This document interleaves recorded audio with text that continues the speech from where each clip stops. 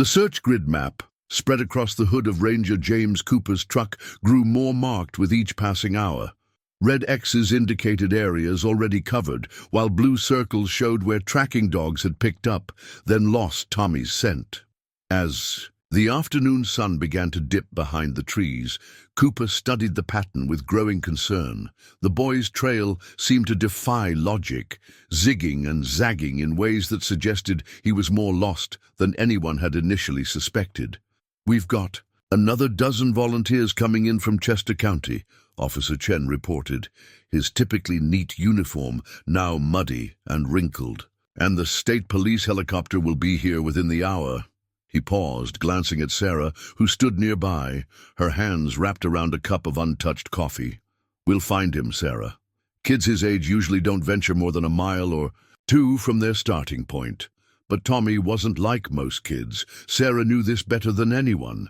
His wandering tendencies had been the reason they'd gotten Max in the first place. The service dog had been specially trained to track and protect Tommy during his episodes. Without Max, a crack of thunder rolled across the darkening sky.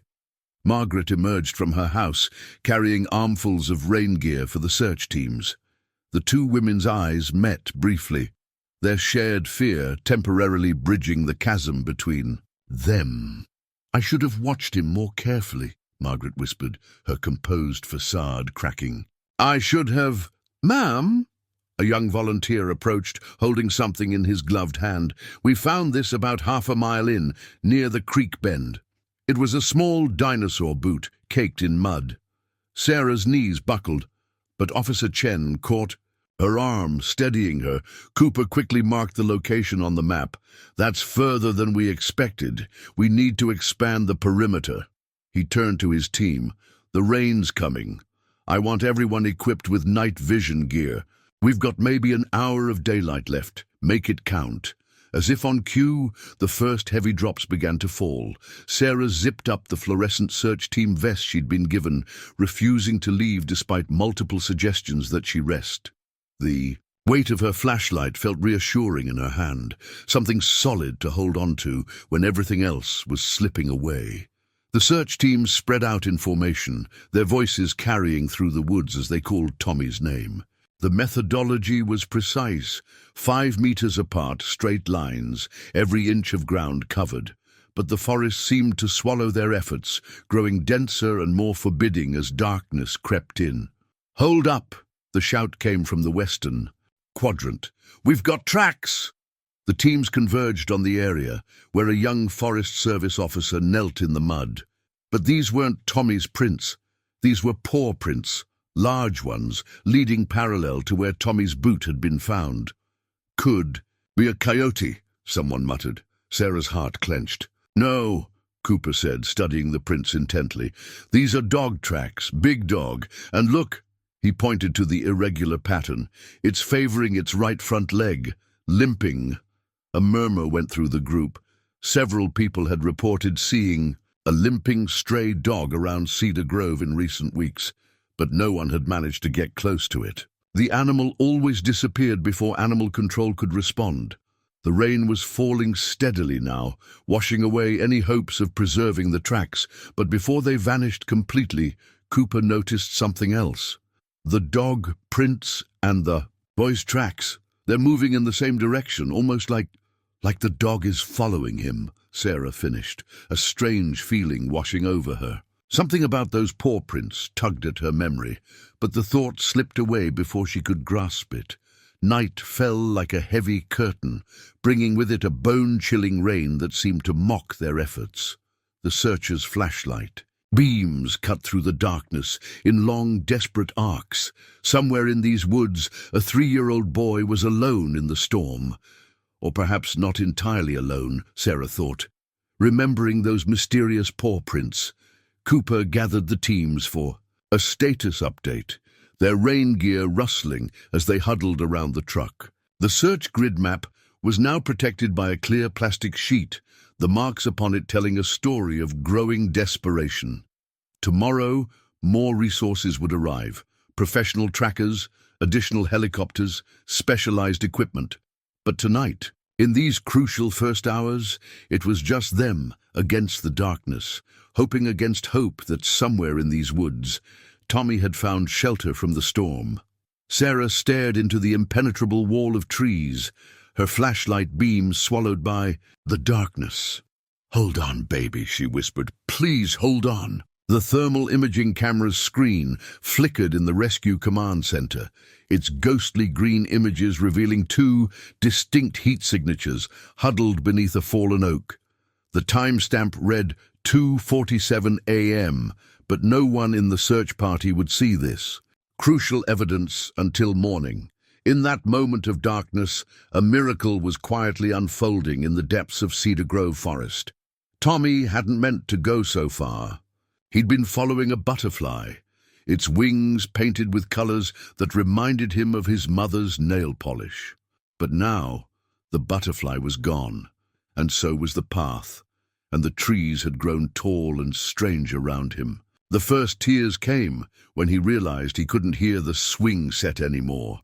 Thunder growled overhead, and Tommy curled tighter into himself, his dinosaur boot, the one he hadn't lost, squelching in the mud. He'd been trying to be brave, like the characters in his bedtime stories, but the darkness was different here. It wasn't like his nightlight at Grandma's house. This darkness felt alive. A branch snapped nearby. Tommy held his breath, remembering the stories about bears that his preschool friends liked to tell.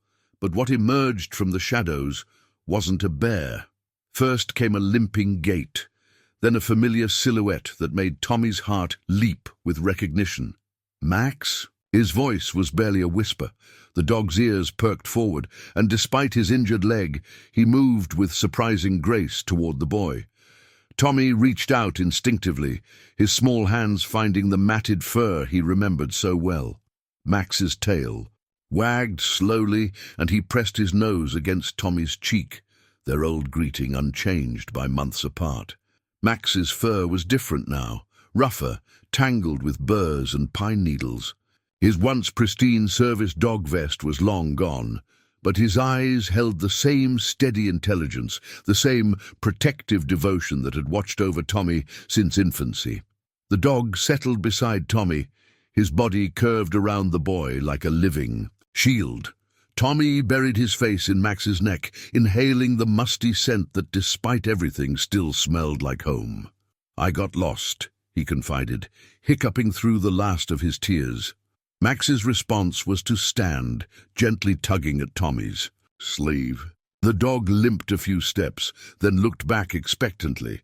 When Tommy didn't move, Max returned and pawed at the ground beside a large fallen tree, his actions deliberate and insistent. Understanding dawned on Tommy's face. This was just like their old games of follow the leader. He scrambled to his feet, letting Max guide him to the shelter of the fallen oak. The hollow beneath its roots was dry, protected from the worsening rain by a canopy of exposed roots and earth. Max nudged Tommy into the natural shelter, then disappeared briefly into the darkness. The boy's moment of panic was short-lived. The dog returned, carrying something in his mouth. In the dim light, Tommy recognized wild blackberries, carefully picked from their thorny vines. Max dropped them gently in front of him. "Like at the park," Tommy whispered, remembering how Max used to watch him pick berries in the community garden. He ate them slowly, the sweet juice a stark contrast to the rain and mud around them. Max stood guard at the entrance of their shelter. His injured leg held slightly off the ground, but his posture alert and watchful. The storm intensified, but inside their hideaway, Tommy felt safe. Max's presence transformed the frightening forest into something manageable, almost familiar. The dog's body heat kept the worst of the chill away, and his rhythmic breathing became a lullaby in the darkness.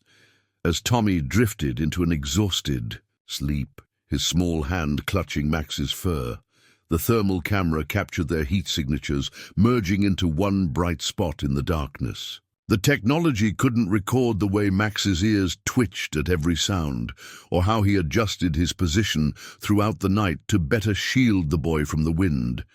It couldn't capture the depth of devotion that had driven an injured dog to protect his young charge one more time. But somewhere in the command center, that single frame of thermal imaging would soon tell searchers everything they needed to know. In the vastness of Cedar Grove Forest, a lost boy was not alone. He was being guarded by a protector who had defied all odds to find him. The bulletin board outside Cedar Grove's community center flickered with urgent news that would soon grip the nation. A 3-year-old boy had wandered into the dense woods behind his grandmother's house, setting off a desperate search that would test the limits of hope and reveal an extraordinary tale of devotion. What no one expected was that his guardian angel would come in the form of a limping stray dog, its front leg badly injured. For 3 days, through bitter cold and relentless rain, this mysterious canine stood watch over the child, sharing foraged berries and keeping predators at bay. But as rescue teams finally closed in, they discovered something that would shake them to their core. This was no ordinary stray. The truth about this dog's identity would reveal a story of loss, sacrifice, and an unbreakable bond that transcended all logic. What mysterious connection bound this injured dog to the lost child? Before we jump back in, tell us where you're tuning in from, and if this story touches you, make sure you're subscribed, because tomorrow I've saved something extra special for you. Sarah Matthews stared at the crumpled eviction notice on her dashboard. Its bold red letters, a stark reminder of how quickly life could unravel.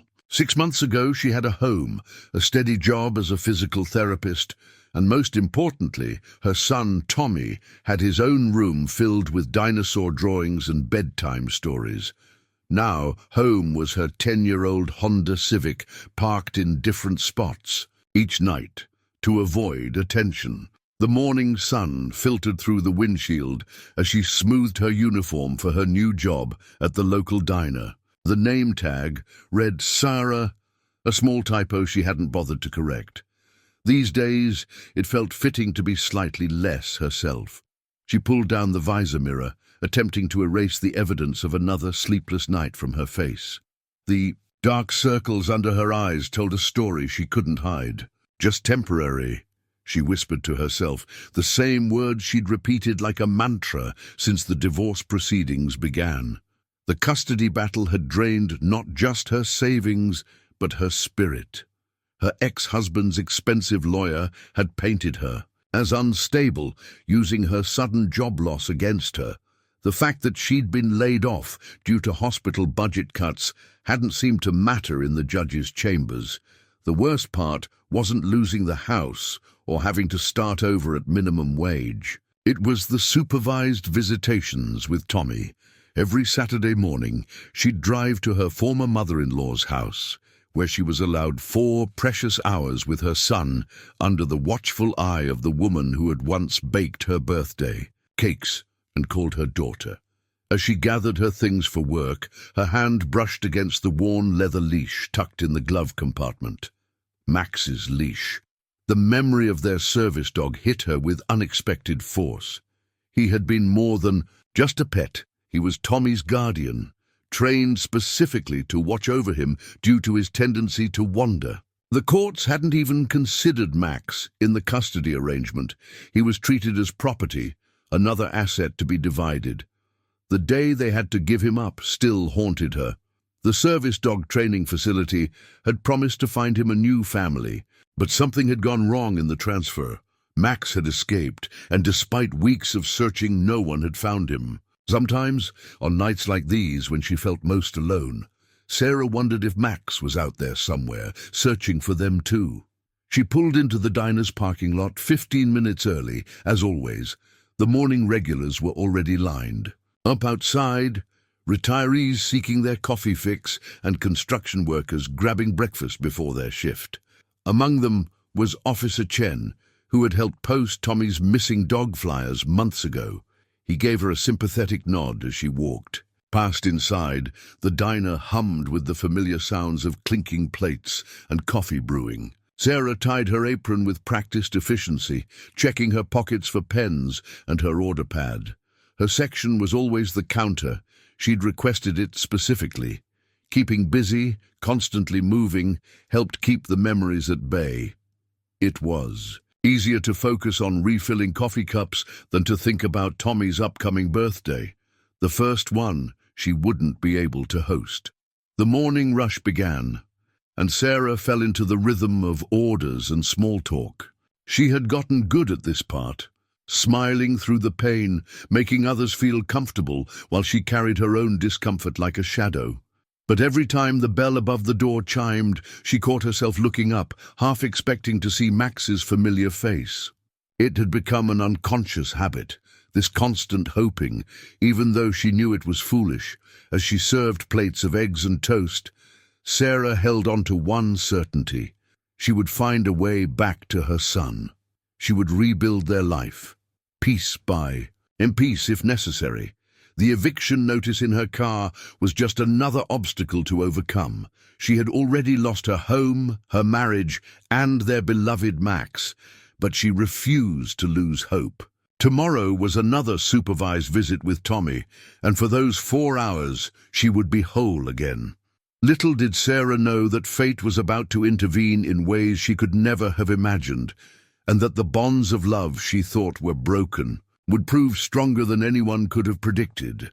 Tommy's stuffed giraffe sat forgotten on his grandmother's antique sofa, its worn fabric and crooked smile a silent witness to the chaos about to unfold. Margaret Chen, Tommy's grandmother, had bought him the toy on his 2nd birthday, before the divorce, before everything changed.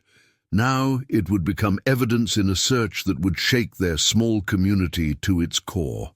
The morning had started. Like any other supervised visit, Sarah arrived at 9 a.m. sharp, parking her Honda next to Margaret's immaculate flower beds. She smoothed Tommy's favorite breakfast, peanut butter and banana sandwiches cut into dinosaur shapes, into her bag, along with the drawing she'd made him during her break at the diner.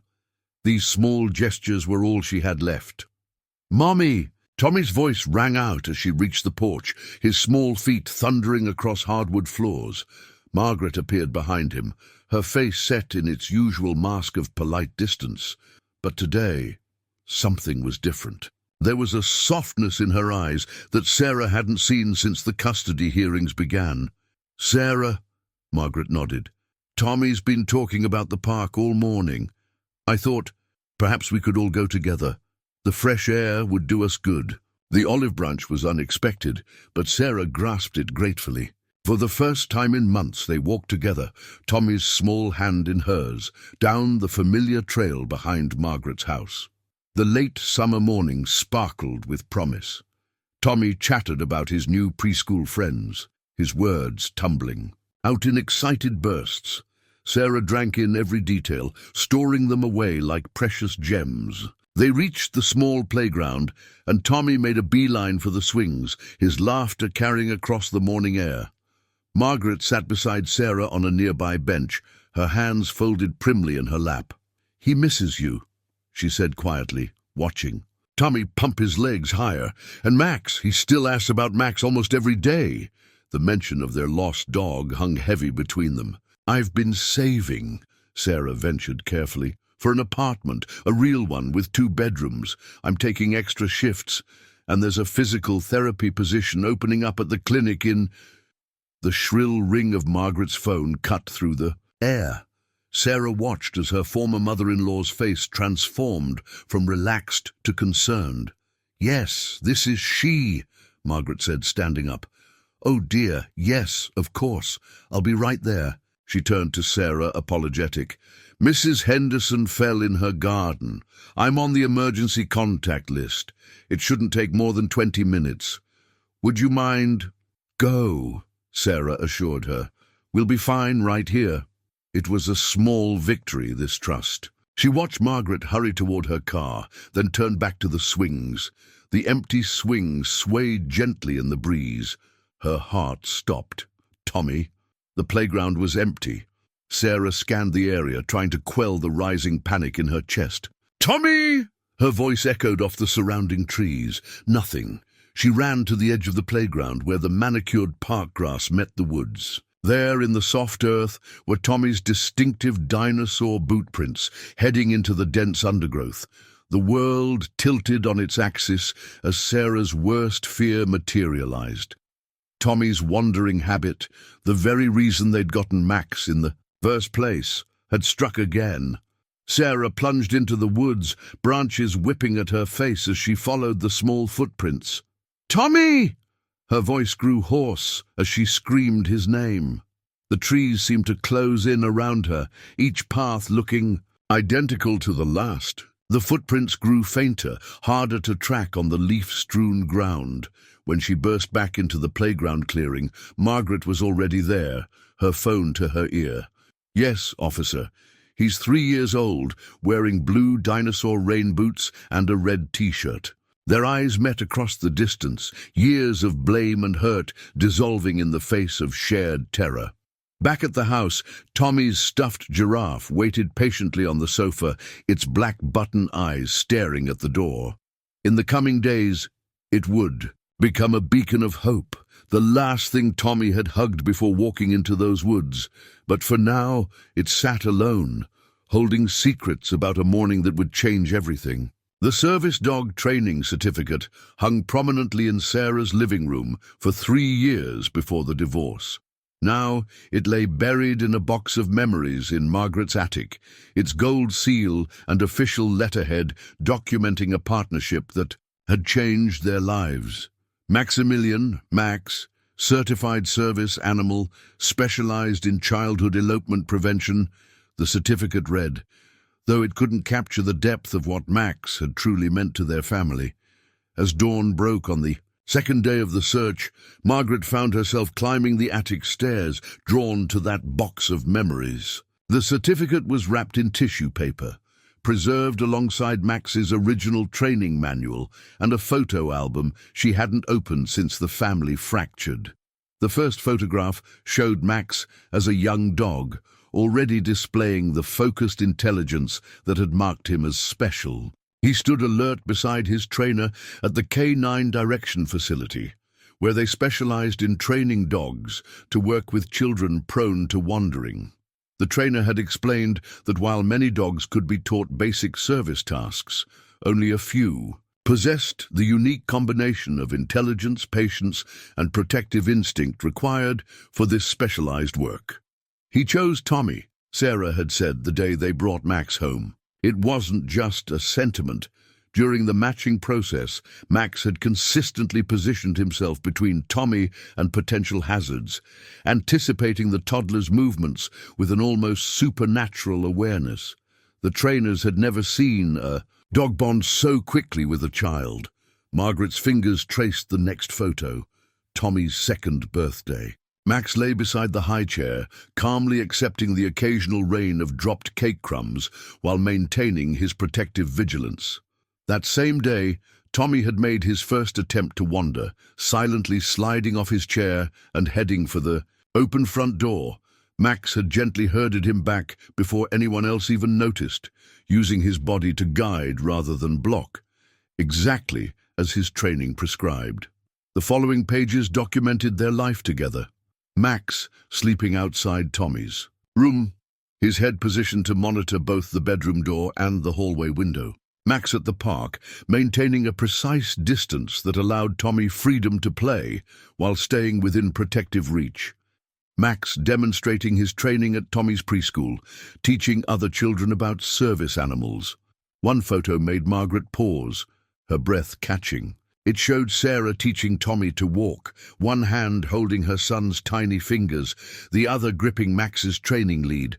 The dog moved in perfect sync with them, his stance both protective and encouraging. They looked like a complete unit, each supporting the other.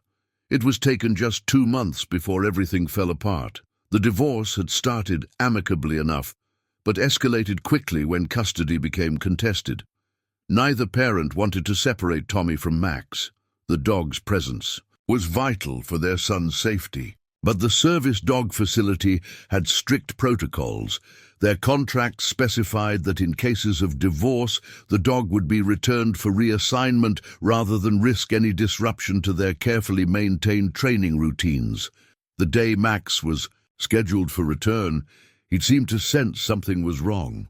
He'd stayed closer than usual to Tommy, his normal disciplined behavior edged with an anxiety none of them had seen before. When the facility's van arrived, Max had done something unprecedented. He'd resisted, not aggressively, but with a quiet, determined reluctance that broke everyone's hearts. The facility reported his escape 3 days later. According to their records, Max had managed to slip his collar during a routine exercise session, vaulting a fence that should have been too high for him. The search had been extensive, but as weeks passed with no sightings, they'd been forced to accept that he was gone. Margaret set down the photo album, her vision blurring. She'd blamed Sarah for so much. The disruption to Tommy's life, the instability that followed the divorce. But looking at these photos now, she wondered if she'd been fair. The woman in these images was a devoted mother who'd helped train Max, who'd understood Tommy's needs, who'd created a safe and loving environment for her son. The certificate's final line caught her eye. Bonds formed in service endure beyond circumstance. The training facility's motto had seemed like a nice sentiment at the time. Now, with Tommy lost in the woods and reports of a limping dog circulating among the search teams, those words took on new meaning. Margaret gathered the certificate and photos, her steps quickening as she descended the attic stairs. Perhaps these records could help the search teams understand what they might be dealing with. Not just any stray dog, but a highly trained service animal who knew Tommy, who had been specifically taught to track and protect him. A dog who, against all odds, might have spent months searching for the family he'd been forced to leave behind. The Cedar Grove Gazette's headline spoke volumes. Community rallies as search for missing boy enters second day. Below the fold, a grainy photograph showed hundreds of volunteers gathering in the pre-dawn light, their determined faces illuminated by flashlights and the harsh glare of emergency vehicles. The story would later become a symbol of how crisis could unite a small town, but for now, it was simply a desperate race against time. Sarah stood at the command center, her fingers tracing the newspaper's photo of Tommy. It was his school picture. From last month, his smile slightly crooked because he couldn't sit still for the photographer.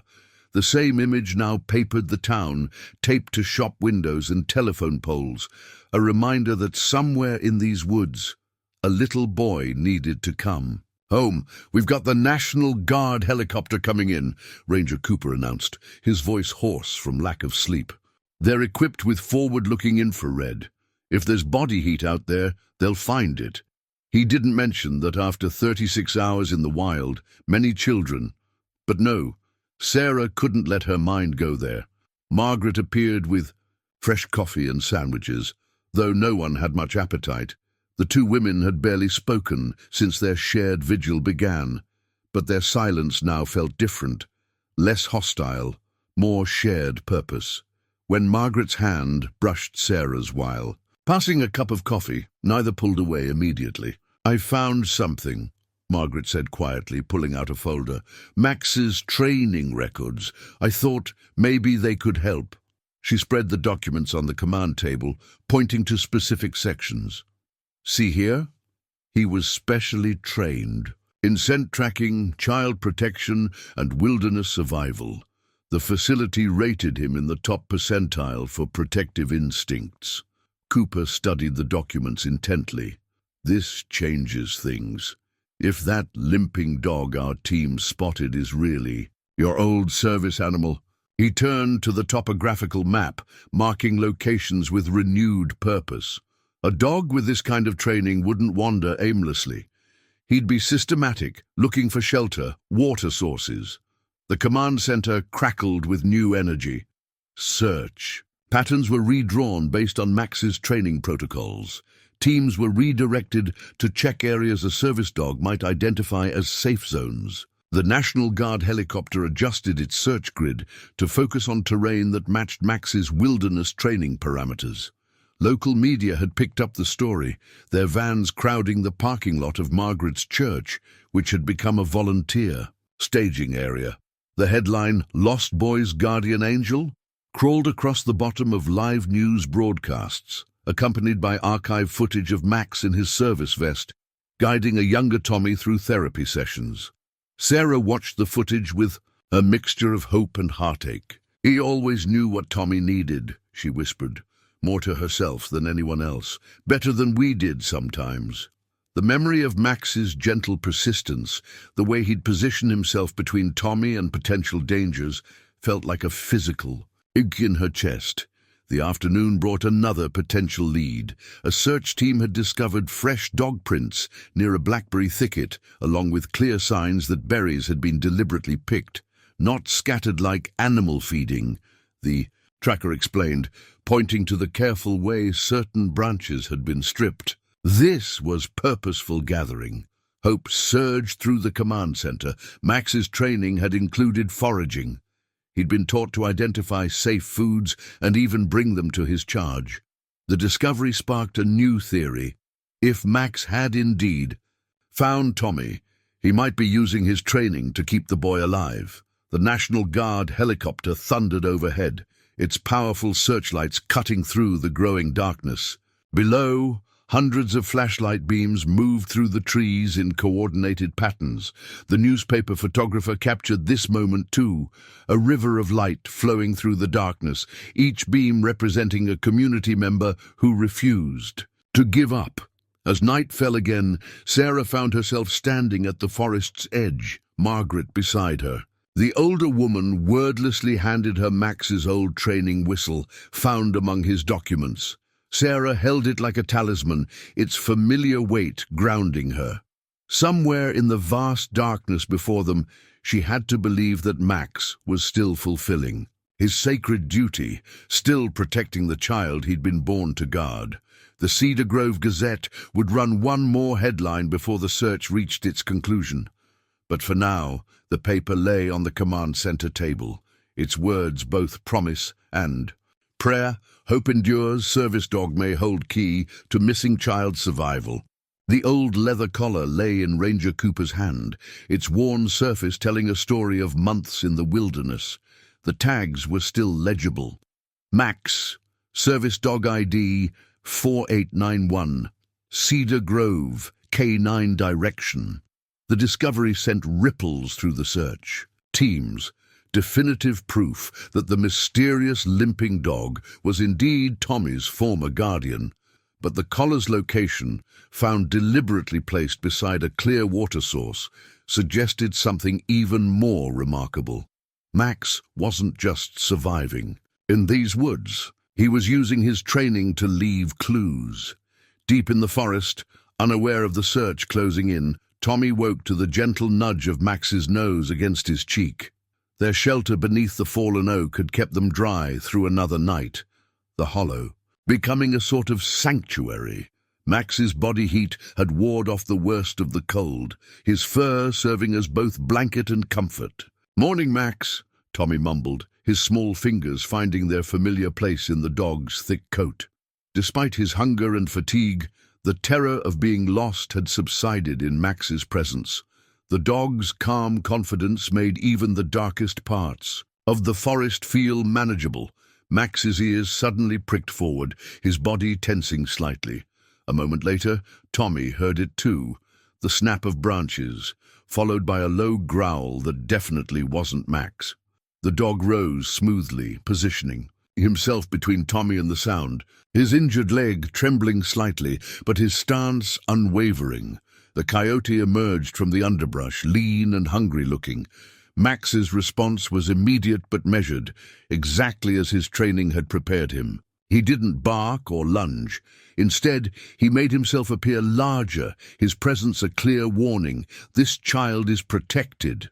Tommy pressed himself against the back of their shelter, remembering how Max used to stand this same way between him and busy streets or strange dogs. Even injured, Max radiated a quiet authority that made the coyote think twice. After a tense moment, the wild animal slunk away, unwilling to challenge her opponent with such clear purpose. Only when the threat had fully retreated did Max relax his stance. He turned to Tommy, giving him a reassuring nuzzle before limping to the entrance of their shelter. The morning light revealed the toll the past days had taken on the service dog. His coat was matted, his injured leg holding less weight than before. Yet his eyes remained alert and focused, especially when scanning their surroundings. Max disappeared briefly, returning with more berries and, surprisingly, some wild mushrooms. Tommy recognized this behavior from his training demonstrations. Max had been taught to identify safe edible plants. The dog waited patiently while Tommy ate, taking none for himself until the boy had finished. "Your leg hurts," Tommy observed, noticing Max's increasing limp. The dog had been favoring his injury more with each passing hour. In response, Max simply pressed closer to the boy, his warmth a familiar comfort. They spent the morning moving, slowly through the forest, Max leading them to a small stream. The dog's training was evident in every decision, choosing shallow spots for Tommy to drink, steering them away from thorny brush that could scratch, finding paths wide enough for small feet to navigate safely. The collar had slipped off during one of these careful maneuvers, but Max had made no attempt to retrieve it. Instead, he'd nudged it into a visible position near the stream before guiding Tommy to a new shelter. It was as if some part of him remembered his training about leaving signs for searchers to follow. As the afternoon sun filtered through the canopy, Tommy noticed Max's ears constantly swiveling, tracking distant sounds they couldn't yet see. Helicopter rotors throbbed somewhere above the trees, but the thick foliage hid them from view. Max seemed to understand what the sound meant. His posture became more alert, more purposeful. They rested in a small clearing, Tommy leaning against Max's solid presence. The dog's injury meant they couldn't cover much distance, but his training kept them moving between safe spaces, always within reach of water, always in areas with natural shelter. "Like our old games," Tommy murmured, remembering how Max used to guide him through obstacle courses during training sessions. The dog's tail thumped softly against the ground. Even now, he remained focused on his primary mission: keep Tommy safe, keep him calm, guide him home. As darkness approached again, Max led them back to higher ground, finding another natural shelter formed by ancient tree roots. His methods reflected years of specialized training, each decision calculated to maximize their chances of survival. Even injured, even after months in the wild, Max hadn't forgotten his purpose. He was still, first and foremost, Tommy's guardian. The family photo album lay open on the command center table, its pages documenting a story of love and loss that suddenly held vital clues. Sarah's hands trembled as she turned to a specific photograph, Max's first day of advanced training. In the image, the dog sat alertly beside a series of colored markers, learning the complex protocols that would help him guide a wandering child to safety. "Look at this," Sarah pointed, her voice urgent. "These markers. They were part of his training pattern: blue for water sources, yellow for safe rest areas, red for danger zones. Max learned to recognize these colors and lead Tommy accordingly." She looked up at Ranger Cooper, hope flickering in her exhausted eyes. "What if he's using that training now?" Margaret stepped closer, another photograph in her hands. This one showed Max during a wilderness survival demonstration, guiding a child-sized mannequin between specific types of natural markers. The trainer said Max was exceptional at identifying safe zones, she recalled. He could recognize natural shelters, clean water sources, even certain types of edible plants. Cooper studied the photos intently, his expression thoughtful. "This matches the pattern we're seeing. The collar by the stream, the carefully picked berries, the protected shelter, spots. He's not just randomly moving through the woods with Tommy, he's following his training protocols." Sarah's fingers traced another photograph. Max and Tommy sleeping together on the living room floor, the dog's body curled protectively around. The toddler, The memory hit her with physical force. Max's unwavering patience, his gentle guidance, the way he'd anticipate Tommy's needs before anyone else noticed them. "There was this time," Sarah began, her voice soft with remembrance, "when Tommy had a fever. Max knew before we did. He wouldn't leave Tommy's side, kept nosing at his forehead. When the fever spiked at 3 in the morning, Max woke us up. He remembered where we kept the children's medicine and led me straight to it." Margaret added her own memory, surprising Sarah with its tenderness. "The day Tommy took his first steps, Max walked beside him the whole time, letting Tommy grab his fur for balance. He matched his pace exactly to Tommy's wobbly steps. The trainer said she'd never seen such natural protective instincts." The photo album revealed page after page of similar moments. Max guiding Tommy away from a hot stove, Max creating a barrier between Tommy and a steep curb, Max gently herding Tommy back when he wandered too far at the park. Each image reinforced what they already knew but needed to remember. Max wasn't just any service dog. His bond with Tommy transcended his training. A new photograph slipped from between the pages, one Sarah hadn't seen in years. It showed Max's graduation day from the service dog program. The trainer was explaining something called sustained protective protocol, the dog's ability to maintain their training objectives even under extreme conditions or separation from their primary handlers. "That's it," Cooper said, straightening. "Suddenly, your dog isn't just surviving out there with Tommy, he's actively implementing his training. Every move he's making follows the protective protocols he learned." He turned to the search grid map with renewed purpose. "If we think like Max, follow the patterns he was trained to use." Sarah closed her eyes, forcing herself to remember Max's training sessions. He was taught to stay near water sources but not too close. Predators visit water. He'd look for natural shelters, especially elevated ones with good visibility. And he always— her eyes snapped open. He always worked in patterns, clockwise, movements, regular rest intervals, consistent distances. The memories were becoming more than just painful reminders of what they'd lost. They were turning into a map, a way to understand how Max might be moving through the forest with Tommy. Each photograph, each remembered training detail added another piece to the puzzle. Margaret touched Sarah's shoulder, the first genuine gesture of comfort between them since the divorce. "All those times I blamed you," she said quietly.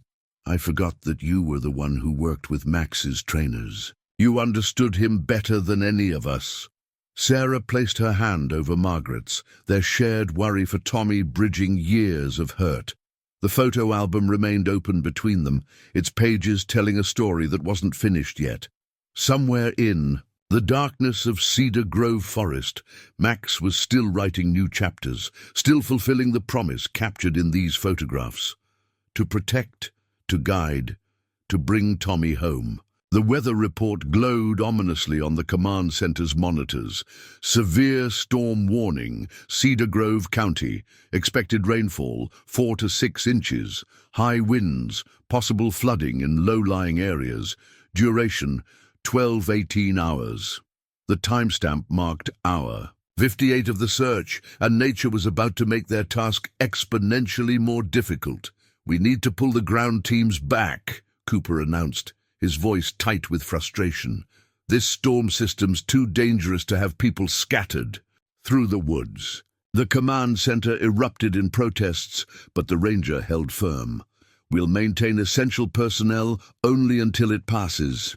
Sarah stood by the window, watching the approaching wall of dark clouds, when a familiar black SUV pulled into the parking lot. Her heart sank as David Matthews, her ex-husband, emerged. His expensive suit looked out of place among the mud-splattered search gear and rain jackets. "Where is he?" David's voice carried across the command center. "How could you let this happen?" The question was directed at Margaret, but his eyes fixed accusingly on Sarah. "I leave him with you for one supervised visit, and—" "David," Margaret interrupted, her voice sharper than anyone had ever heard it. "This isn't helping." Cooper stepped between them, his presence commanding attention. Mr. Matthews, we're tracking several promising leads. Your son's former service dog, Max, is with him. We have evidence. Max? David's laugh was bitter. That dog's been gone for months, and even if by some miracle it is him, he's been living wild all this time. He could be dangerous, unstable. No. Sarah's voice cut through the tension. You never understood Max's training. None of us did, not really. But I've been reviewing his records. She gestured to the stack of documents spread across the table. Max was trained for exactly this scenario.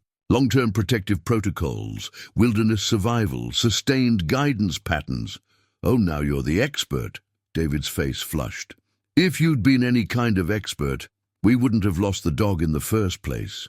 If you'd been watching, Tommy, instead of trying to prove something to my mother, thunder cracked overhead, making the windows rattle. On the monitors, the weather radar showed the storm's leading edge reaching the forest. The wind was picking up, driving the first heavy drops against the glass. Your son is out there, Margaret said quietly, stepping between Sarah and David. Our grandson. And right now, his best chance of survival is with a dog who loved him enough to spend months surviving alone, waiting for a chance to protect him again. So you can either help us understand Max's training patterns, or you can step aside and let us work. David's anger seemed to deflate, replaced by the fear they all shared. He sank into a chair, running his hands through his hair. I can't lose him. None of us can, Sarah whispered. The weather radar beeped a new alert. Flash flood. Warning. Cooper turned to his team. We need to identify the highest ground within Max's likely travel radius. Sarah, based on his training, where would he take Tommy in these conditions? Sarah closed her eyes, forcing herself to think. High ground, yes, but also Max was trained to find natural shelter. Cave formations, dense tree cover, anything that could block wind and rain. He'd avoid valleys and stick to ridges where he could monitor his surroundings. The North Ridge, David said suddenly, surprising everyone. Remember that training exercise? Max always led Tommy to higher ground, even when the trainers tried to direct them differently. He was stubborn about it. Sarah nodded slowly. He understood elevation better than most humans. It was part of his protective instinct. Outside, the storm unleashed its fury. Trees bent in the wind, and rain fell in sheets. Somewhere in that maelstrom, an injured dog was trying to keep a little boy safe, fighting against pain and exhaustion to fulfill his training. The command center hummed with renewed purpose as they reformed their strategy. David joined Sarah at the maps, their shared knowledge of Max's training temporarily bridging the gulf between them. Margaret brought coffee, her hands steady despite her worry. On the weather monitors, the storm's red core pulsed angrily over Cedar Grove forest. The next 12 hours would test not just Tommy and Max's survival skills, but the fragile cooperation of a family that had been broken and was now under the weight of crisis, finding ways to work together again.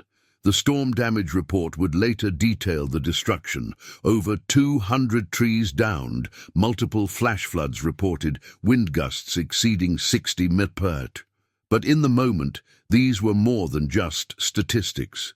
They were obstacles in a desperate race against time. Nature's fury testing the limits of both human determination and canine devotion. Inside their makeshift shelter, high on the North Ridge, Max pressed closer to Tommy as another thunderclap shook. The ground, the dog had chosen their refuge well, a shallow cave formed by ancient rockfalls, its entrance partially shielded by thick rhododendron bushes. The space was dry and defensible, exactly what his training had prepared him to find. Tommy shivered despite Max's warmth. His clothes were damp from their earlier trek, and the temperature had dropped significantly. Max responded by shifting position, using his body to block the wind that occasionally gusted through their shelter. His injured leg trembled with fatigue, but his focus never wavered from his charge. A violent gust tore through the forest, sending a cascade of water and debris past their shelter's entrance. Max's ears flattened at the sound, but he didn't flinch. Instead, he began what the trainers had called his comfort routine, a series of gentle nuzzles and slow, steady breathing that had always helped calm Tommy during thunderstorms. Back at the command center, Sarah pressed her forehead against the cold window glass, watching sheets of rain turn the world into a blur of grey. The storm damage report on her tablet updated with each new incident. Bridge out on County Road 23. Power lines down along Forest Service Road 12. Multiple mudslides reported. He'll protect him, Margaret said softly, appearing beside her. Remember how Max used to get during storms? How he'd herd Tommy to the center of the house, away from windows? David, who had been studying topographical maps with Cooper, looked up. The basement, he said suddenly. Max always took Tommy to the basement during bad weather. He understood about being underground, being protected. Caves, Cooper interjected, his eyes lighting up. There's a series of natural rock formations along the North Ridge. If Max's training is still active, if he remembers about seeking lower ground during storms. Sarah was already moving to the maps. Here, she pointed. This cluster of formations. They're elevated enough to avoid flooding, but protected from the wind. And they're within the radius we calculated based on Max's injury and Tommy's walking speed. A massive thunderclap rattled the windows, making everyone jump. The lights flickered ominously. On the weather radar, the storm's core sat directly over Cedar Grove Forest, its angry red center spanning miles. Ground teams are reporting multiple washouts, an officer called from the communication station. The creek's breached its banks in 3 locations. We're losing access to the eastern quadrant. David paced the length of the command center, his earlier antagonism replaced by helpless worry. We should be out there. We can't just wait. Listen, Sarah interrupted, her voice firm. Max won't be moving in this. His training would tell him to find shelter and stay put until conditions improve. He's not going to risk Tommy in this weather, especially not with his injury. She's right, Cooper confirmed. Based on everything we know about his protocols, he'll have found a defensive position and fortified it. Moving would be contrary to his training. The storm's fury intensified. Trees groaned under the assault of wind and rain. In their rocky shelter, Max lifted his head alertly as a new sound cut through the storm, the distant whoomp of helicopter rotors. The search teams had launched their aircraft in a desperate attempt to use brakes in the weather. Tommy stirred at the sound. Helicopter, he mumbled sleepily. Like your training games, Max. The dog's tail thumped once against the cave floor, acknowledging the connection. Those long-ago training sessions had included aircraft noise desensitization, teaching Max to remain calm and focused despite aerial distractions.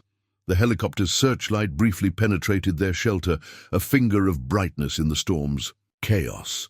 Max understood its significance. Help was searching, but his training held firm. Moving Tommy through this weather would be dangerous. Their position was secure, elevated, and dry. The protocol was clear: protect, wait, survive. Hours crept by, marked by thunderclaps and wind gusts. Tommy drifted in and out of sleep, secure in Max's protection.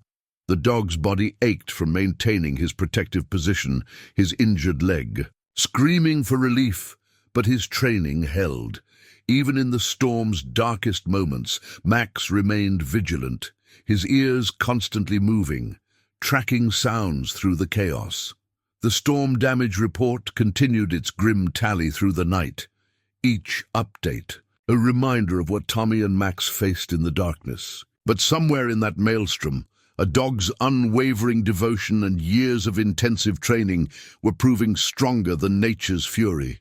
Max had been prepared for this, trained for this, born for this, and no storm, no injury, no amount of time could make him forget his sacred duty: keep Tommy safe, no matter what. The ranger's radio log crackled with the first hope they'd had in hours. 613. Fresh tracks confirmed, Northridge area, human, child and canine, moving together. tracking pattern consistent with service animal training. Signs indicate passage. Within last 2 hours. Request immediate backup at coordinates 40.7829 degree Len, 73.9654 degrees W. Dawn broke over Cedar Grove forest, revealing the storm's aftermath.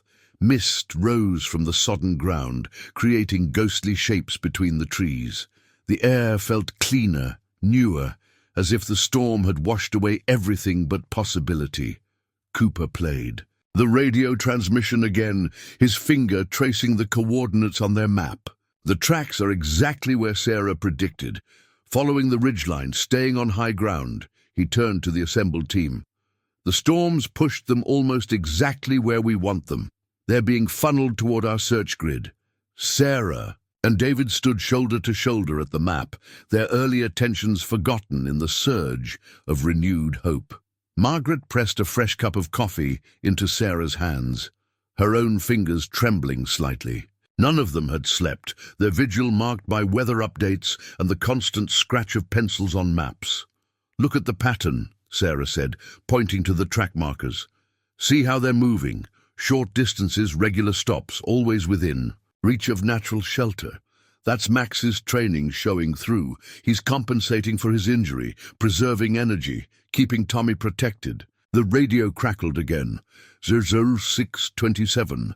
Additional signs found. Evidence of overnight shelter usage in cave formation. Child-sized impression in dry leaves. Protected position. Dog hair present on surrounding rocks. Subject appears to be moving under.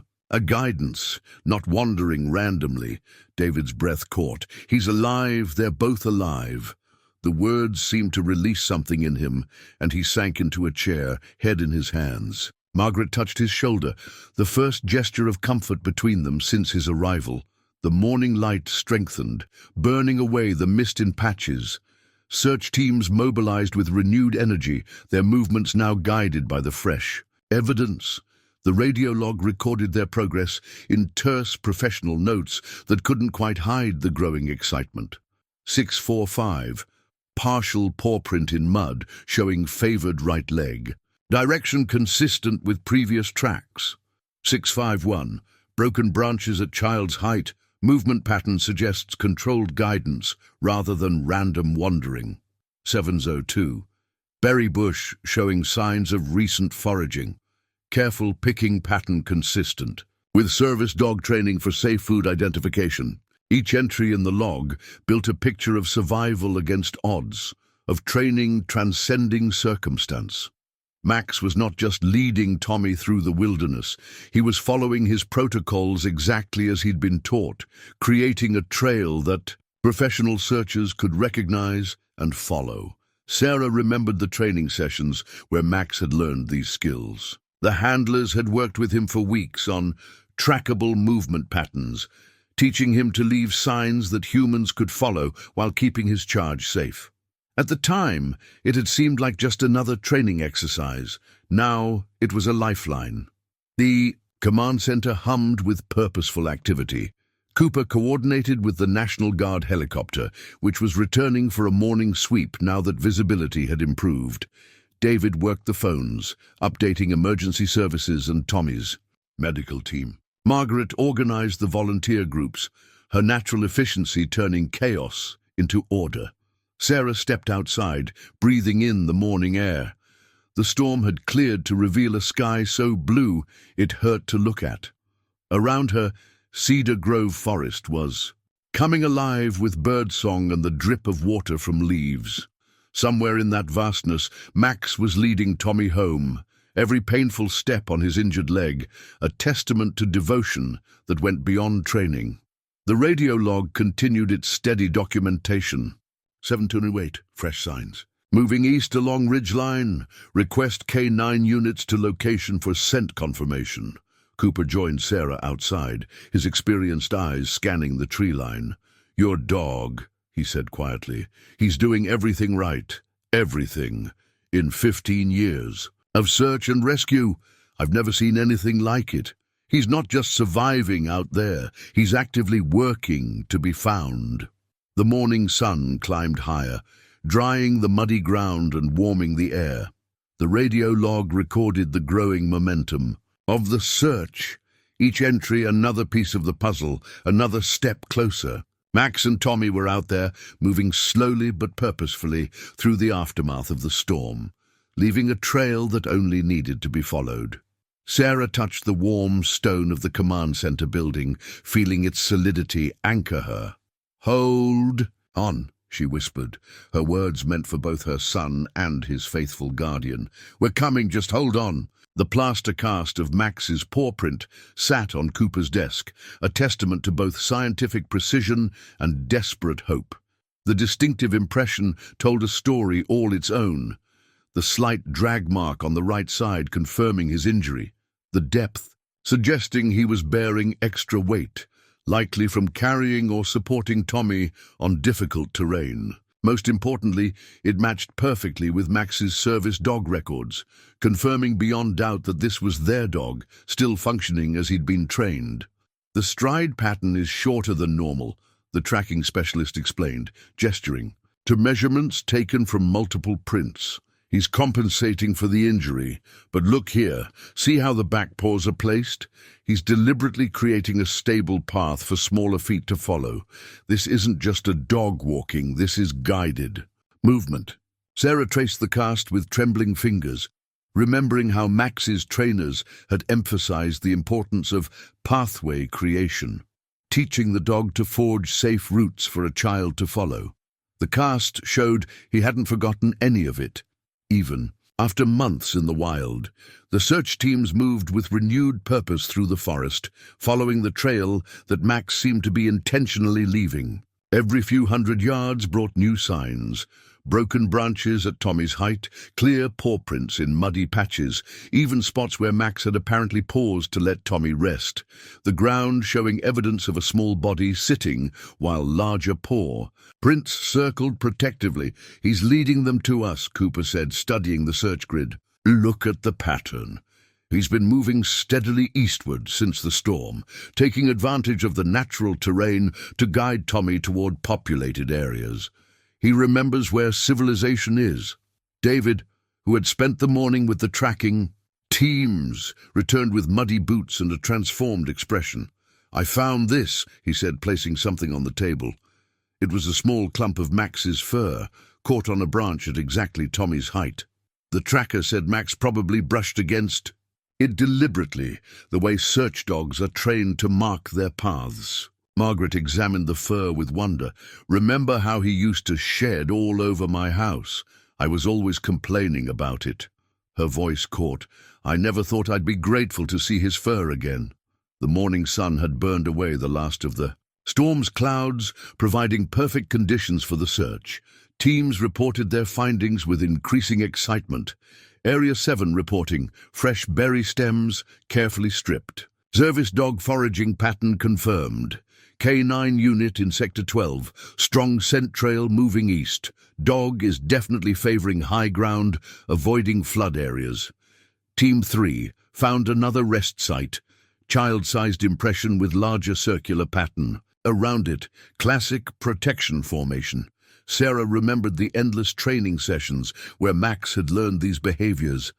Hours spent teaching him to create visible signs of passage, to choose safe rest spots, to lead a child toward help, rather than deeper into wilderness. The trainers had drilled these protocols until they became instinct, and now that instinct was guiding both Max and the search teams.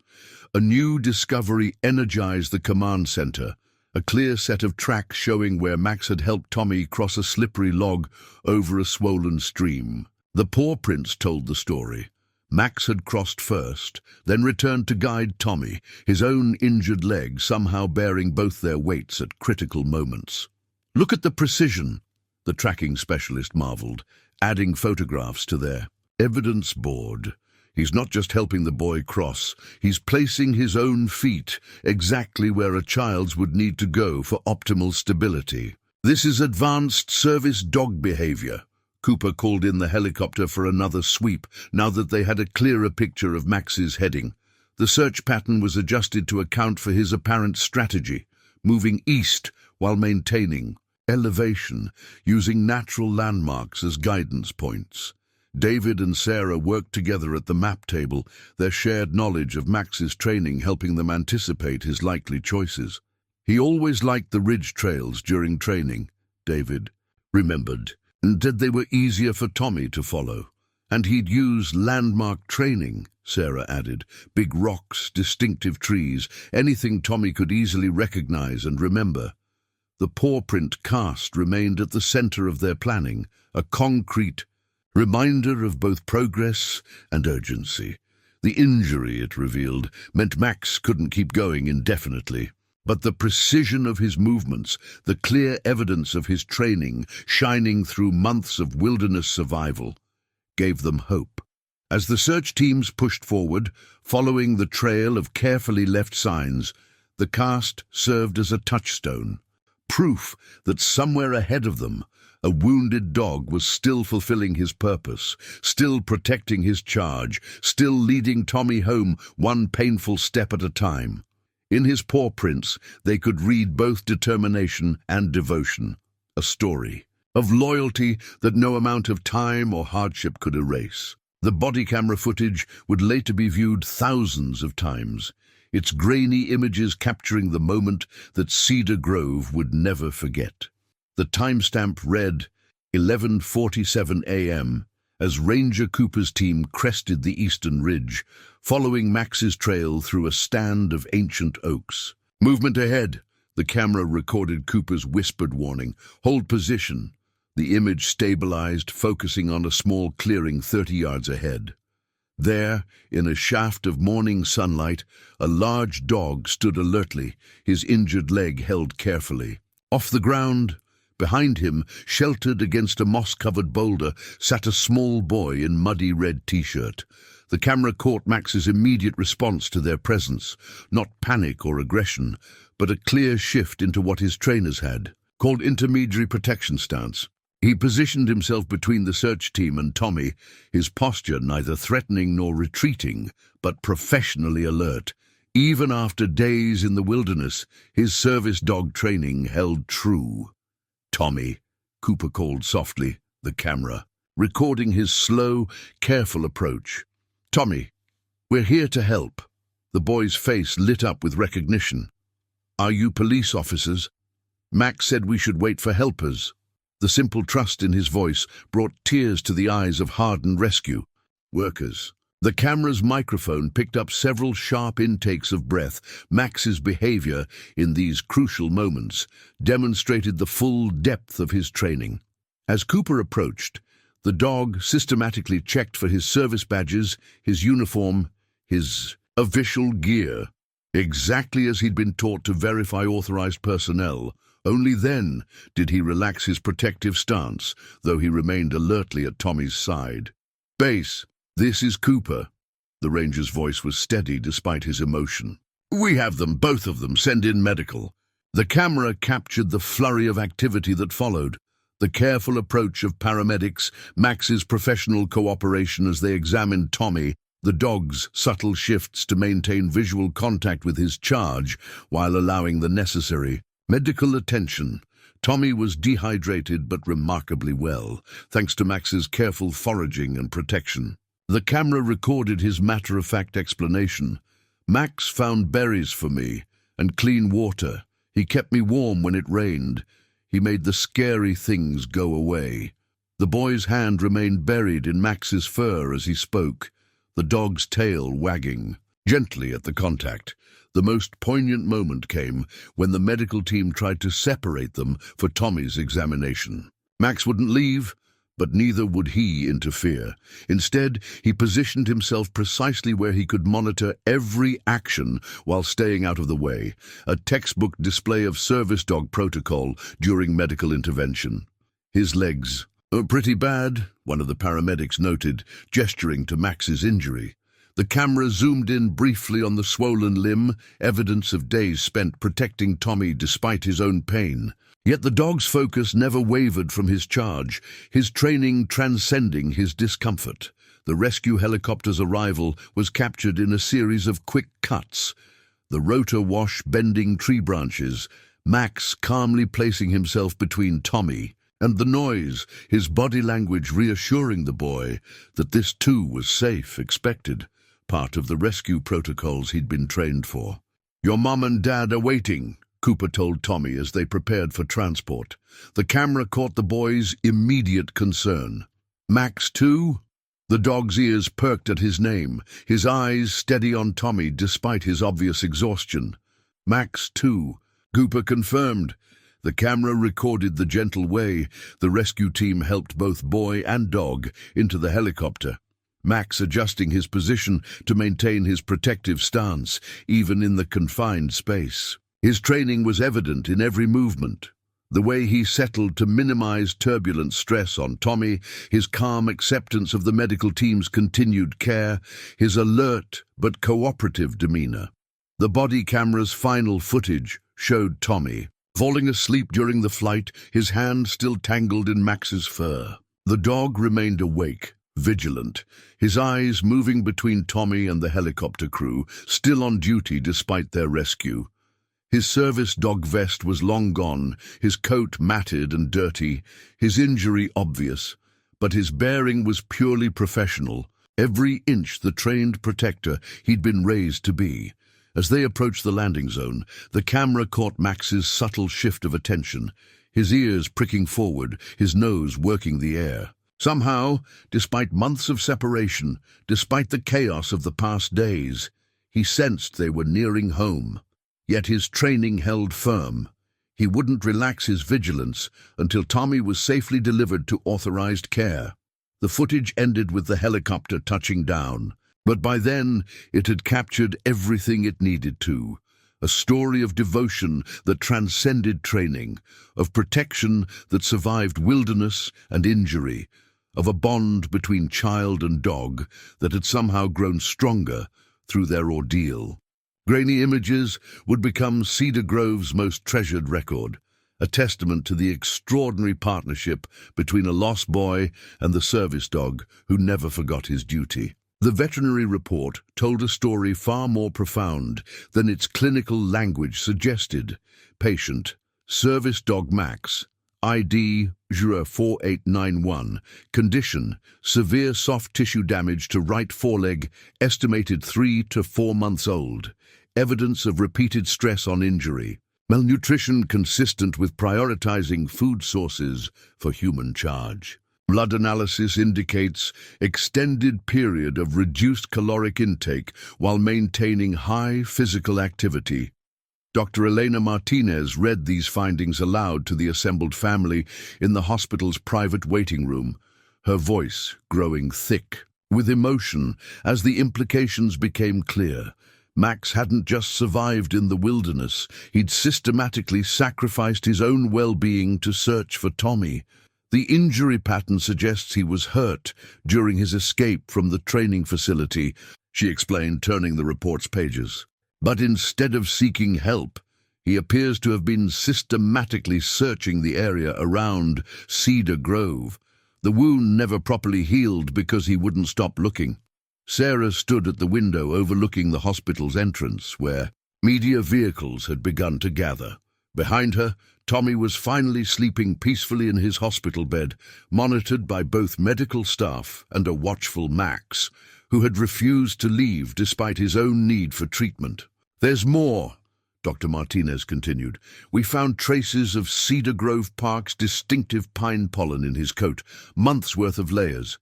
He's been making regular sweeps of the area, focusing on places Tommy frequented. The search patterns align perfectly with his service dog training protocols." David sat heavily in a nearby chair, his earlier skepticism completely erased. "All this time, we thought he'd run away, gone feral, but he was looking for Tommy, for all of us." The veterinary report's next section detailed Max's current condition. Despite severe exhaustion and injury, patient maintains active service dog protocols, demonstrates continued recognition of all training commands, shows particular attention to medical personnel badges suggesting sustained memory of authorization protocols. Margaret moved to stand beside Sarah at the window. "He never forgot," she said softly. any of it. His training, his purpose, his love for Tommy, he held on to all of it. A small commotion drew their attention to Tommy's room. The boy had woken briefly, reaching for Max in his sleep. The dog had immediately risen, ignoring his injured leg, to press his nose gently against Tommy's hand. The gesture was so familiar, so unchanged by their months apart, that Sarah had to turn away to hide her tears. Dr. Martinez flipped to the report's behavioral assessment. Subject demonstrates extraordinary retention of service dog training. During medical evaluation of minor charge, maintained professional distance while staying within sight line. Actively assisted medical staff by demonstrating calming behaviors when charge showed anxiety. Remarkable integration of protective instincts with medical protocol compliance. The report continued, documenting how Max had survived the wilderness months. Evidence of strategic hunting patterns focused on small game, consistent with maintaining strength for search activities. Dental analysis shows regular consumption of berries and edible plants, all varieties matched to service dog foraging training. No indication of hunting near human areas, suggesting deliberate avoidance of human contact while maintaining search grid. He was waiting, Cooper said from the doorway, having arrived to check on them, waiting and watching for a chance to help. When Tommy wandered into those woods, he shook his head in amazement.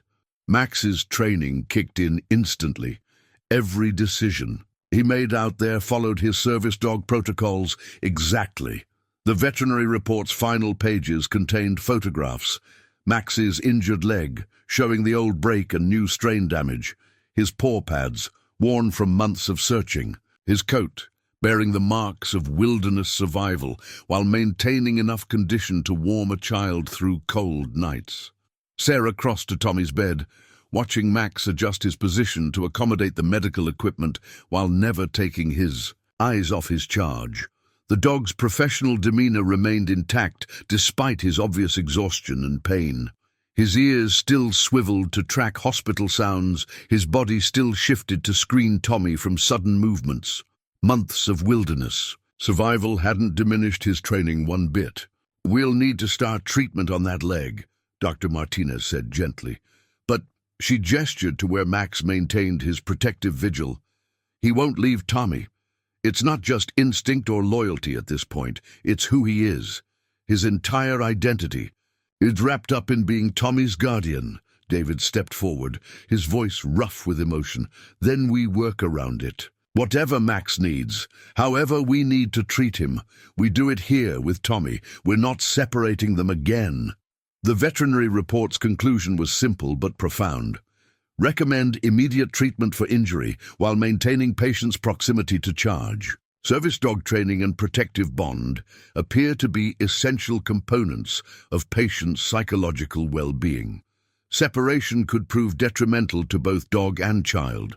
Outside the hospital, reporters gathered to tell a story of survival and dedication. But the true story was here in this room, documented in clinical terms that somehow made it even more extraordinary. A dog who had never stopped being exactly what he was trained to be. Tommy's protector, his guardian, his Max. The key to Sarah's new apartment felt heavy with promise in her hand. The brass still shone with newness, untarnished by use, much like the fresh start it represented. The tag attached bore a simple message in Margaret's elegant handwriting. "Welcome home to all three of you." The apartment was on the ground floor of a well-maintained complex near Tommy's preschool. Its previous tenant, moved by their story on the local news, had broken their lease specifically so the family could have it. The landlord, who had children of his own, had waived the pet deposit and first month's rent. "Service dogs aren't pets. Anyway," he'd said gruffly, trying to hide his emotion. "Their family." Sarah stood in the doorway, watching Tommy explore his new room, while Max limped carefully beside him, still favoring his healing leg but refusing to rest as long as his charge was active. The dog's protective instincts remained sharp, even here, in this safe space. He systematically checked each window, each door, creating a mental map of potential exits and safety zones, exactly as his training dictated. "The physical therapy clinic called," Margaret said, appearing with another box of Tommy's things. "They want you back, full-time with benefits. They said they've been short-staffed since you left." She paused, then added softly, "I might have mentioned to the director that I know someone with experience." David arrived with Tommy's bed, assembled it without being asked, and lingered awkwardly before speaking. "I talked to my lawyer about revising the custody agreement." He watched Max guide Tommy away from an uncovered electrical outlet, a safety behavior so smooth it seemed choreographed. "Joint custody. Equal time. We can work out the schedule around your new job." The apartment slowly came to life around them. Cooper stopped by with a housewarming gift, a custom-made orthopedic bed for Max, positioned perfectly to allow him sightlines to both Tommy's room and the front door. The canine unit officers who had participated in the search brought dog supplies, each item selected with a service dog's specific needs in mind. Dr. Martinez made a house call to check Max's leg, now healing properly thanks to proper medical care. "The muscle tone is improving," she noted, watching Max immediately return to Tommy's side after the examination. "But more importantly, look at his behavior patterns. Every movement is purposeful, professional. He's not just recovered physically, he's fully reintegrated into his service dog role." The evidence was clear in every interaction. When Tommy had a nightmare about the forest, Max responded with his trained comfort routine, adding new elements learned during their wilderness ordeal. When visitors came, he checked their credentials before allowing them near Tommy, his service dog protocols seamlessly adapted to their new living situation. Sarah found herself watching them together, marveling at how their bond had deepened through their shared experience. Tommy now understood Max's subtle signals better than ever, a slight head tilt that meant careful, a gentle nudge that said, "This way is safer." They moved together like dancers who had practiced their routine for years, each anticipating the other's needs. The community's support continued to pour in. The local pet store provided a lifetime supply of premium dog food.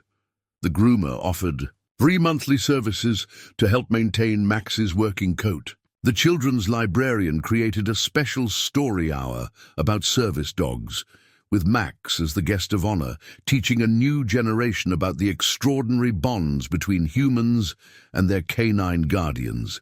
But perhaps the most meaningful gesture came from the service dog training facility.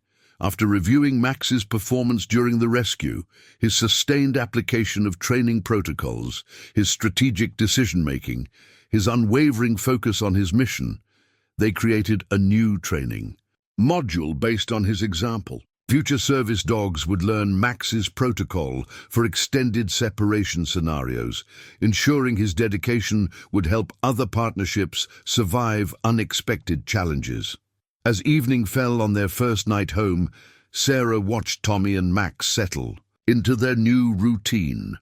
The dog positioned himself in his bed, oriented to monitor both the room and the hallway, his posture alert but relaxed. Tommy, ready for sleep, reached out to touch Max's fur, a gesture that had carried them through cold nights in the forest and would now comfort them in their new beginning.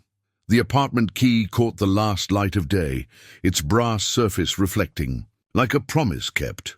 On the kitchen counter, Margaret had left a folder of rental insurance papers, already processed and paid for the year. David's business card lay beside it, with all his direct numbers written on the back. Small gestures that spoke of larger changes, of bridges being rebuilt. Outside, Cedar Grove continued its own healing. The forest trails were being improved, emergency markers installed, safety protocols enhanced. Max's story had changed more than just one family. It had reminded an entire community about loyalty, dedication, and the extraordinary bonds that could exist between a child and the dog trained to protect him. Sarah picked up the key, feeling its weight once more. Not just a key to an apartment, but to a new chapter, one where past hurts could heal, where professional training could blend with profound love, where a family could redefine itself around the unwavering dedication of a dog who had never forgotten his true purpose. The adoption papers lay on the kitchen counter, their official letterhead bearing the Canine Direction Facility's logo. The document's language was simple but profound. Transfer of ownership and service rights, maximum, max, ID, 4891. What made these papers extraordinary wasn't just their content, but the signatures they bore.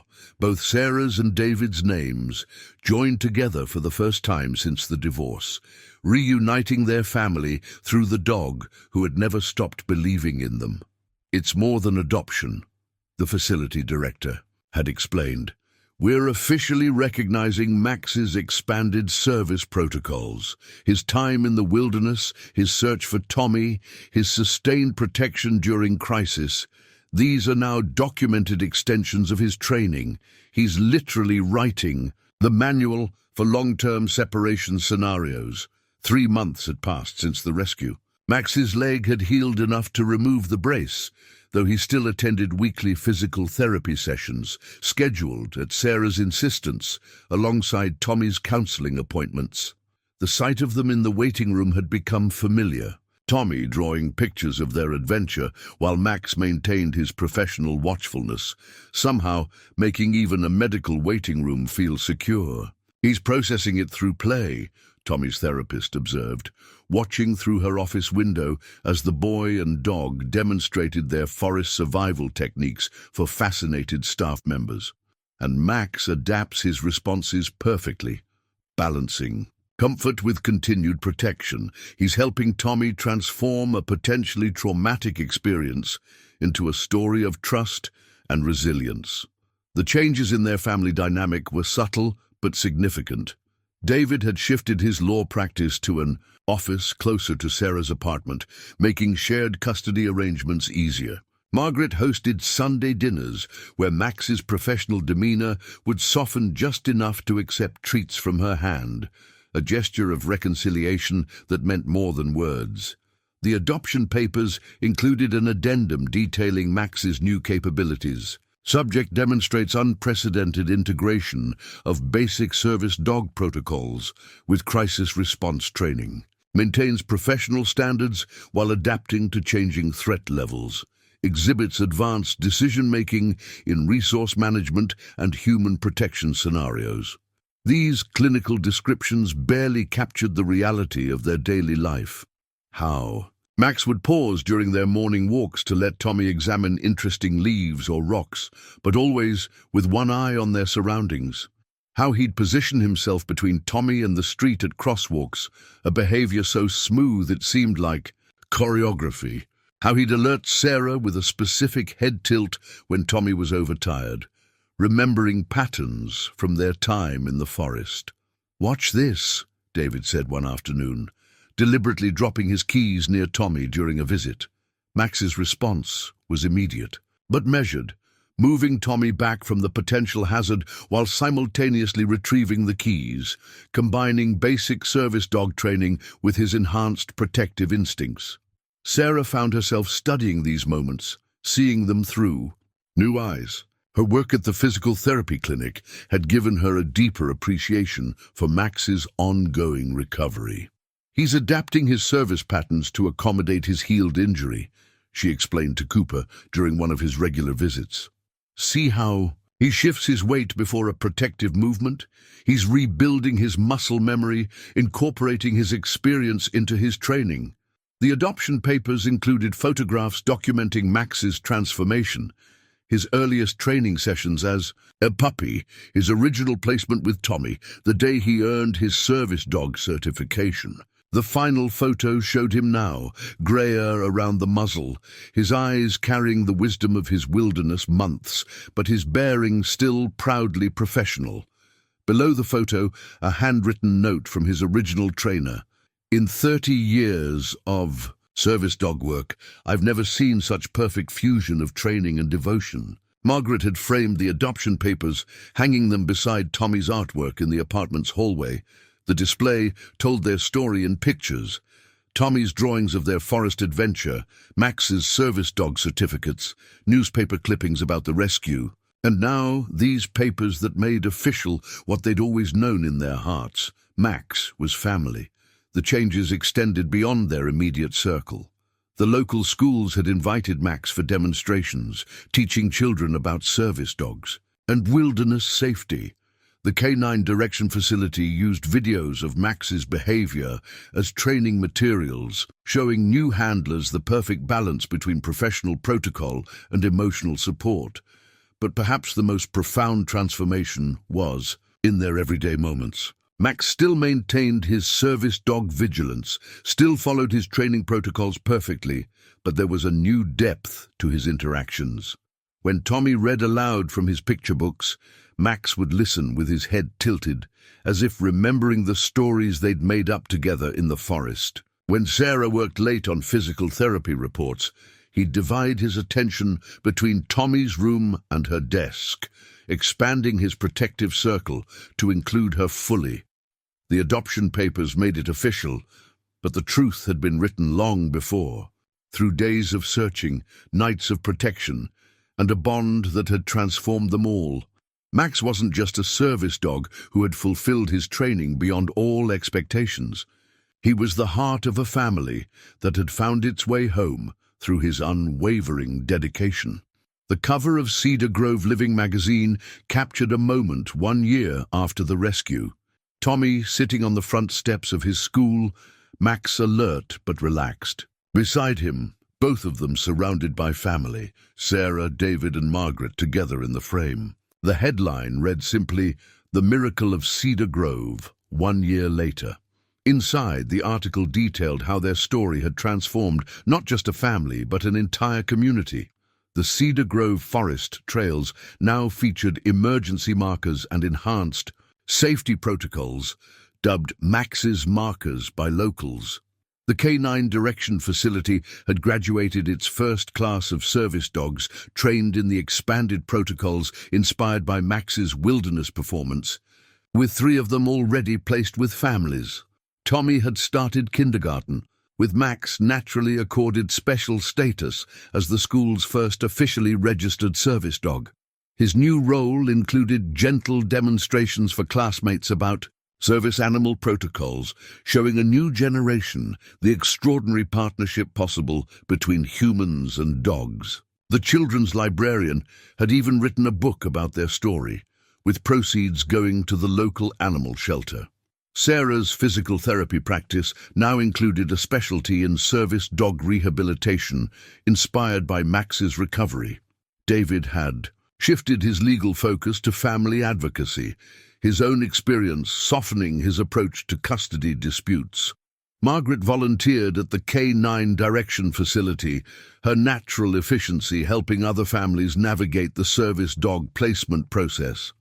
But the most profound changes were the quiet ones, visible in their daily rhythms. Sunday dinners at Margaret's house had become a tradition again, with Max maintaining his professional demeanor while accepting his role as family chronicler, his alert eyes tracking their healing, his steady presence marking their progress. The forest no longer held terror for Tommy. Instead, it had become a place of supervised adventure, with Max teaching him safe exploration under Sarah and David's watchful eyes. The magazine's final photograph showed Max in his element, head high, stance professional, but with a subtle softness around his eyes that spoke of complete contentment. His service dog vest gleamed with new credentials, his bearing still every inch the trained professional, yet now enriched by an experience that had proven the depth of his dedication. The article concluded with a quote from Ranger Cooper. Some might call it a miracle, how a service dog remembered his training through months in the wilderness, how he found and protected a lost child, how he helped heal a divided family. But those of us who witnessed Max's dedication understand this wasn't just about training or duty. This was about love, the kind that transforms us all. In the evening light outside their apartment, Max stood at his usual post, watching Tommy play in the courtyard. His muzzle had grown a bit grayer, his gait slightly stiffer, but his devotion remained unchanged. He was still Tommy's guardian, still Sarah's rock, still the heart of their reunited family. In him, they had all found something profound, a reminder that love, when guided by purpose and strengthened by dedication, could overcome any wilderness.